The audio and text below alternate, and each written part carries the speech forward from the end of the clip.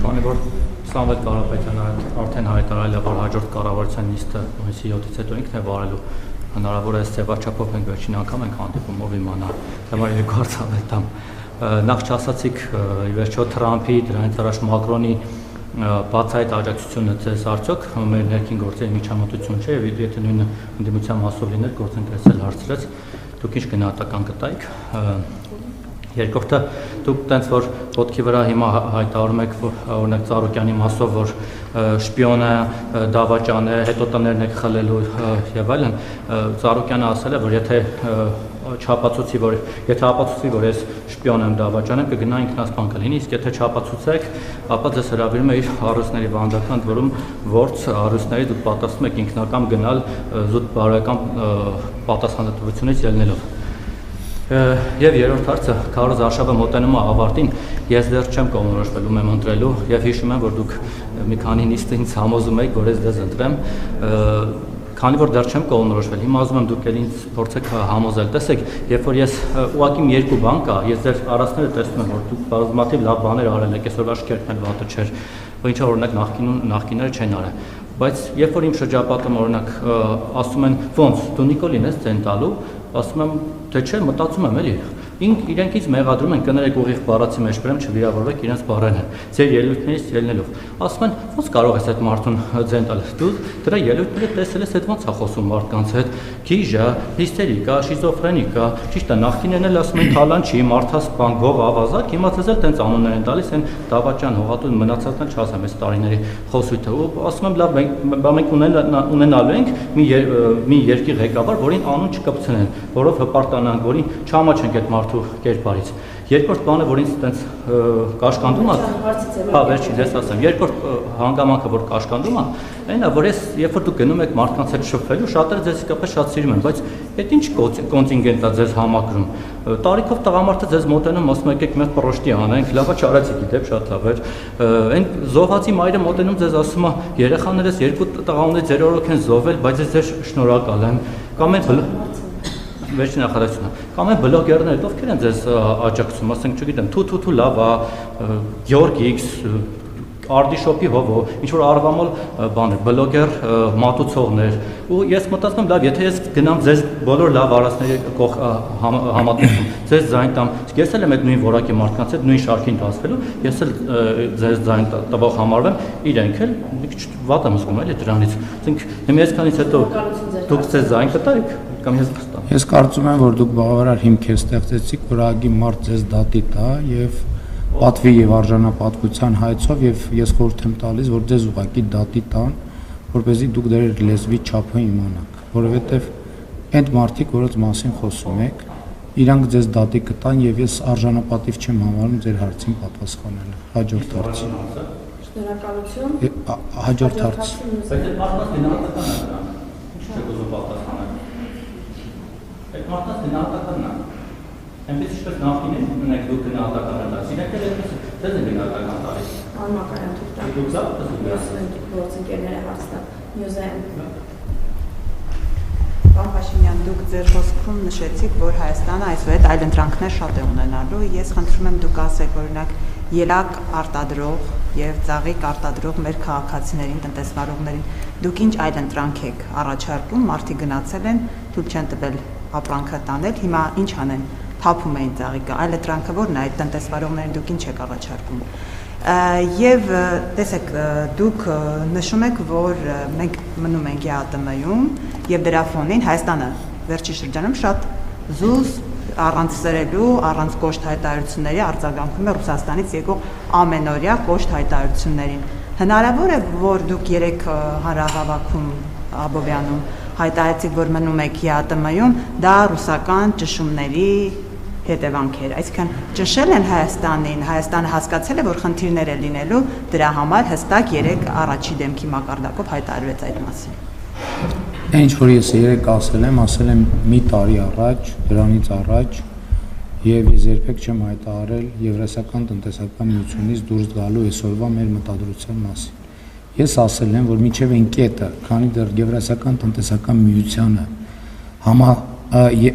անդամ լինելը եւ Եվրամիության անդամագրվելու գործընթաց սկսելու մասին օրենքի նախագծի process-ները համատեղելի են, մենք այդ ճանապարհով գնալու ենք։ Այդ կարող է համատեղել լինի մինչև 2030 թիվը, այդ կարող է համատեղել լինի մինչև 2035 թիվը, այդ կարող է համատեղել լինի մինչև 2040 թիվը, այդ կարող է համատեղել լինի մինչև 2026 թվի դեկտեմբերը, այդ կարող է համատեղել լինի մինչև 2027 թվի հունիսը, ժամանակացույց կտա։ Ես էլ եմ ասում, դա մեր ինքնիշխան որոշումն է, մենք մեր ինքնիշխան որոշումները կկայացնենք, այսինքն մեր պլանում ոչ մի բան չի փոխվել, ինչ վերաբերվում է ելակ եւ վարդ եւ այլ, եթե ձեզ թվում է թե նախկինում խնդիրներ չեն եղել, դուք չարաչար սխալվում եք, այդ նույն խնդիրները անընդհատ լինում են եւ մեր բոլոր գործընկերներին ես 2018 թվականից այդ ուղերձը հղում եմ, որ բոլոր ապրանքները պետք է արտադրվեն ստանդարտներին համապատասխան։ Ցանկացած ապրանք, որ ստանդարտից դուրս է, մենք չենք պատրաստվում մեր ինքնիշխանության հաշվին ստանդարտներին չհամապատասխանող ապրանքներ արտահանման աջակցել։ Մենք պատրաստվում ենք աջակցել բոլոր այն արտադրողներին, ովքեր ստանդարտներին համապատասխան արտադրանք են արտադրում։ Իսկ ստանդարտներին համապատասխան արտադրանքի համար 7 միլիարդանոց շուկա կա աշխարհում եւ այդ բոլոր շուկաները այսօր բաց են Հայաստանի Հանրապետության համար։ Մենք ընդհանուր Եվրամիության արտահանման դեպքում մաքսատուրքի վճարման աջակցության ծրագիր ենք ստեղծել եւ այլն եւ այդպես շարունակ։ Այսինքն ստանդարտին համապատասխանող ապրանքի արտահանման որևէ խնդիր գոյություն չունի եւ մենք ինչպես նախկինում այսօր էլ շարունակելու ենք, որ մեր բոլոր ապրանքները, արտադրանքները լինեն ստանդարտին համապատասխան։ Էլ չեմ ասում, ես դες կարող եմ բերել 2022 թվի օրինակը, երբ որ մենք արտահանման խնդիրներ ունեինք։ Ոնց լուծեցինք մենք այդ խնդիրները, այսինքն խնդիրները լուծվեցին ինքնաբերաբար, որովհետև հսկայական աճ տեղի ունեցավ զբոսաշրջիկների եւ այն զբոսաշրջիկները, որ պիտի չգիտեմ, օտար երկրների սուպերմարկետներից այդ ապրանքները առնեին, իրենք Հայաստանում են եւ դա ձեռք էին բերում Հայաստանի Հանրապետությունից։ Հիմա այս տարի, հենց հիմա Հայաստանում զբոսաշրջության բում է եւ Հայաստանի ներսում սպառումը էականորեն ավելանալու է։ Մենք պատկերացնում ենք լավ ենք առերեսվում այդ թվի հետ, թե ինչ է նշանակում զբոսաշրջության 34% աճ։ Այսինքն դա աներևակայելի թիվ է եւ ընդհակառակը մեր ներկրողներն, արտադրողներն պետքա ջանք գործադրեն, որպեսզի այդ մարդկանց հոսքի ապրանքների ծավալը կարողանան ապահովել։ Եվ սա ճանապարհներից մեկն է 30% զբոսաշրջության սա ահավոր մեծ թիվ է, ել չեմ ասում երկաթուղիները բաց են, այդ թվում Եվրասիական տնտեսական միություն արտահանելու համար Ղազախստանի շուկան, որը ըստ էության մեզ համար համարյա անծանոթ եւ համարյա չօգտագործված շուկա է, Ղրղզստանի շուկան, հիմա հասանելիություն կլինի նաեւ Չինաստանի շուկայում, այնպես որ այլ ընդհակառակը մենք վարել ենք եւ վարելու ենք դիվերսիֆիկացման քաղաքականություն, բալանսավորման եւ բալանսավորված քաղաքականություն, թե արտաքին քաղաքականության ոլորտում, թե տնտեսության ոլորտում, թե մնացած այլ ոլորտներում։ Այլընտրանքը ստանդարտներին համապատասխանեցնելը չէ, միակ ձևն է ստանդարտներին համապատասխանեցնելը, այդ ստանդարտներին համապատասխանեցնելը, չհամապատասխանեցնելը այլընտրանք չէ, ընդհանրապես այդպիսի ընտրություն չկա։ Մենք X պահի Հայաստանի Հանրապետությունում էլ մենք կամած ստանդարտները խստացնում ենք, որովհետև ով ասե, որ Հայաստանի Հանրապետության ներսում պետքա ստանդարտներին չհամապատասխանող ապրանքներ վաճառվեն։ Մենք այս ընթացքում 100 միլիարդավոր դրամների աջակցություն ենք ցուցաբերում տնտեսությանը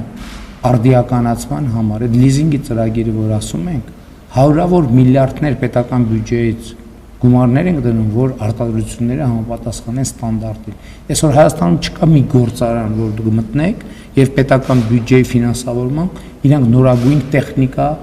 հոսքագծեր ձեռք բերած չլինեն։ Շնորհակալություն, Եվրոմեդիա 24։ Պարոն Փաշինյան, դուք դիտարկում եք եւ տրամադրված եք այն սցենարին, պարտության սցենարին։ Աշխարհում բոլոր չեմպիոնները մի օր պարտվում են։ Ինչպես եք պատկերացնում ձեր հունիսի 8-ի առավոտը առանց թիկնազորի, ոստիկանական ռեսուրսի եւ ձեր այն ռեսուրսները, որ ապահովում են ձեր անվտանգությունը եւ ինքնիշխանությունը։ Եվ երկրորդ հարցը՝ Մարկո Ռուբիոյի այցը Հայաստան, որը տևեց 40 րոպե, նախօրոք պլանավորված էր, թե վերջին զարգացումներով էր պայմանավորված։ Ես բազմիցս ասել եմ, եթե Հայաստանի ժողովուրդը որոշի, որ ես պետք է կանգնեմ գնդակահարության պատի տակ, ես կկանգնեմ գնդակահարության պատի տակ։ Ինչ վերաբերում է Մարկո Ռուբիոյի այցին, Մարկո Ռուբիոյի այցը պայմանավորված է թրիփի շուրջ համաձայնագրի տեքստի վերջնականացման համաձայնեցման հետ։ Այսինքն մենք չգիտեինք համաձայնագրի տեքստը որն է համաձայնեցվելու։ Երբ որ համաձայնեցվել է, անհրաժեշտություն է առաջացել այդ համաձայնեցումը արձանագրել պաշտոնապես եւ դրանով այցը հենց արժևորում է առավել եւս դրանով, որ այդ առիթով, հենց այդ առիթով Միացյալ Նահանգների պետքարտուղարը եկել է Հայաստան, նախաստորագրել է եւ ստորագրման ու վավերացման հետագա ընթացքը ապահովելու համար։ Շնորհակալություն, իշխանություն։